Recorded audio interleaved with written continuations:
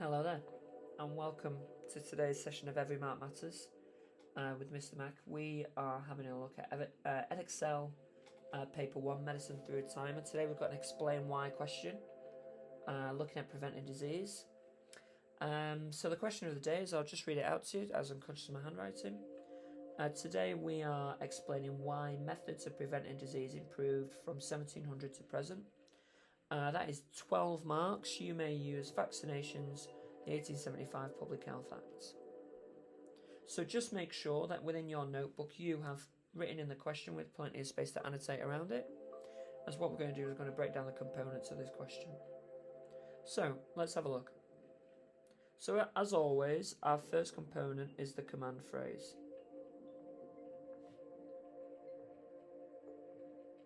And within this context, that is your explain why. What that means, what you must do is you must present reasons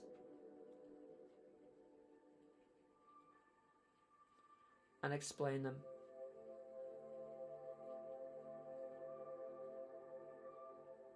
Okay? You must present 3 reasons. If you present 2, you are capped at 8 marks. So you must present 3 reasons. Our focus of today is, I'm going to try and squeeze it just here. Our focus is methods of preventing disease.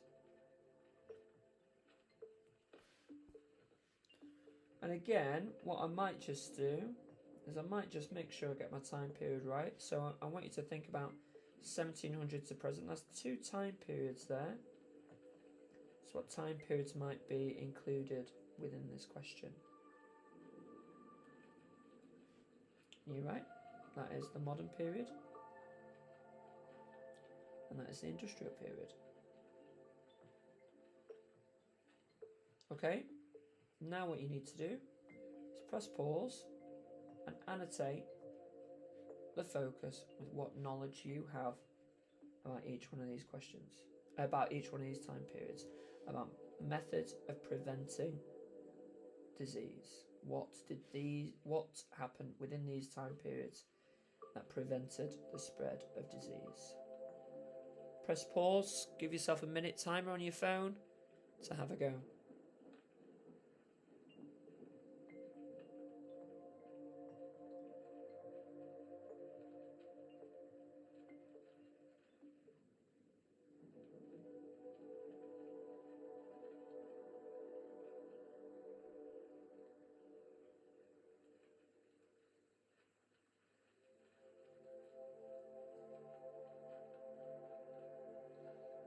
Welcome back. So, let's start with the modern period. Well, of course, you have got vaccination campaigns, haven't you? We've all had vaccines. Have saved our lives and the lives of others. So we've got vaccinations campaign. Vaccination campaigns. What else have we had within the modern period? Well, we've got the creation of the NHS. You've got healthy living. Living campaigns.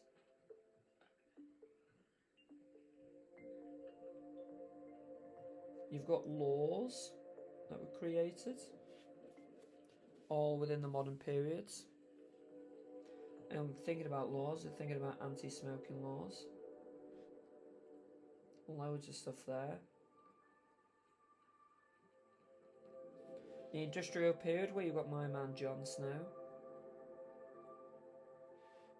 And you've got, the question has given it to us, so we might as well use it. You've got the 1875 Public Health Act. Again, you might be able to, I'm going to struggle, but you might be able to squeeze in what these guys did. Finally, our final element of the question, the second order concept. Now, it doesn't explicitly say it here. It's a bit hard, this one.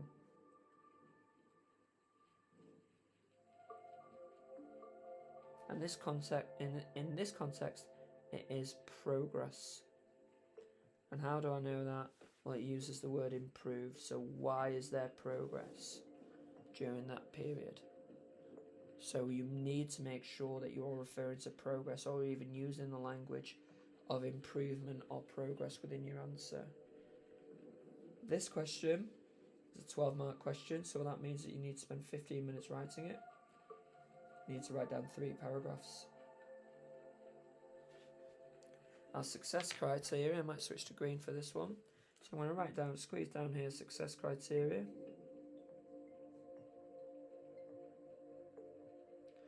And again, with this particular question, they use something called assessment objectives AO1 and AO2. That is your facts or your knowledge. And this, in AO2, it is explanation. And again, if I just create a quick grid here of what you need, so there's my quick grid. It's not very nice looking, but here we go. So if I just focus on to level 3, so again, the quality of your answers are scored in levels. So a level 3 would be a grade sort of 5, 6, 7. Level 4 would be 7 and above. For level 4, I'm starting with the most important part. That is precise knowledge. You've got to have precise knowledge, and that is names, dates, events, and so on. Level 3, that must be 2 facts a paragraph. Now obviously I would also just add in that you need to have 2 facts a paragraph for level 4, but the differentiating factors between that is that with level 4 the 2 facts are precise knowledge. For explanation, what you need to do is you need to have at least 2 sentences of explanation for level 3, and that focuses on the how and the why. And for level 4, it uses the phrase, so for level 3 it uses the term developed. The mark scheme specifically says the word developed, and I class that as 2 sentences of how and why. And level 4, the mark scheme uses the phrase analytical, and what I see that as, that is 3 sentences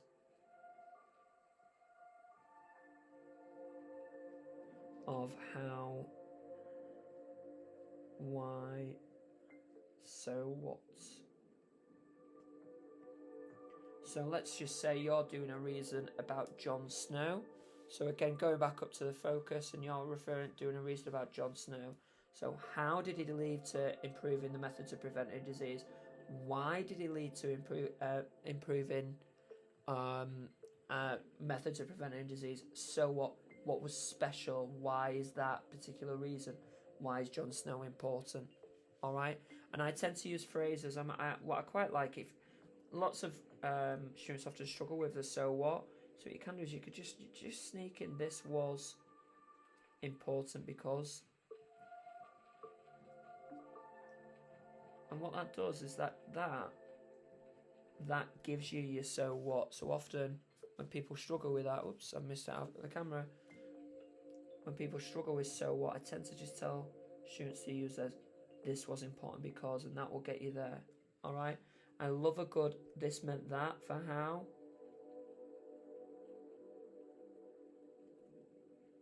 You can, if you want, use a this led to. And I tend to, for why, I tend to just use as a result. Okay, so there's our success criteria there. The question of the day is to explain why methods of preventing disease improved from 1700 to present. So, 15 minutes, 3 paragraphs. And what I'd like you to do now is I'd like you to press pause, and I would like you to have a go at writing 3 paragraphs that explains why methods of preventing disease improved from 1700 to present. Press pause, and I'll see you shortly.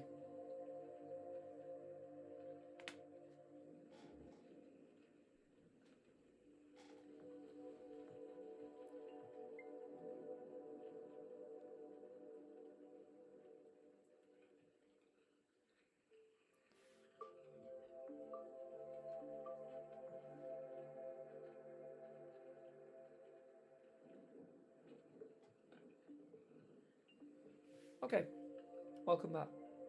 So hopefully you've just spent 15 minutes there writing up 3 paragraphs explaining why methods of preventing disease improved during from 1700 to present.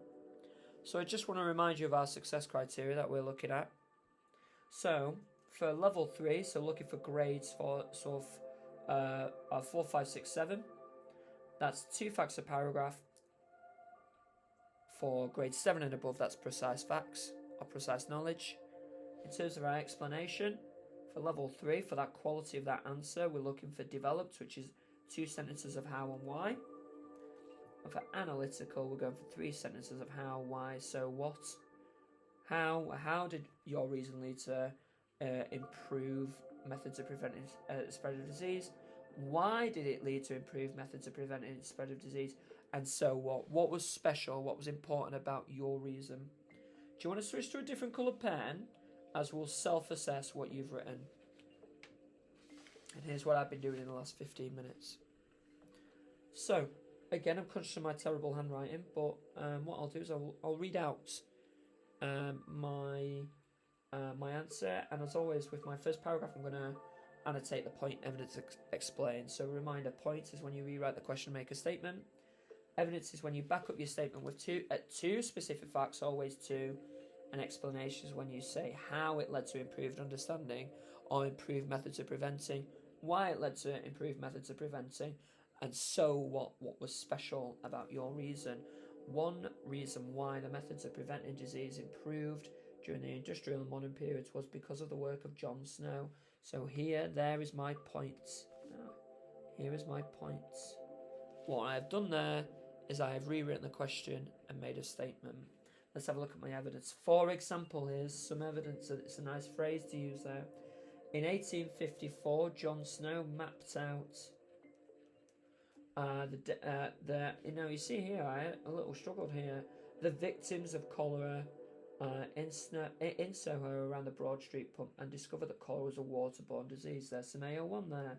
So that's my first fact. So as you can see here, I've started off my evidence. Now I'm hoping to certainly have written 2 pieces of evidence. I also know that this challenged the prevailing theory of miasma. So again, there's my AO1. There's more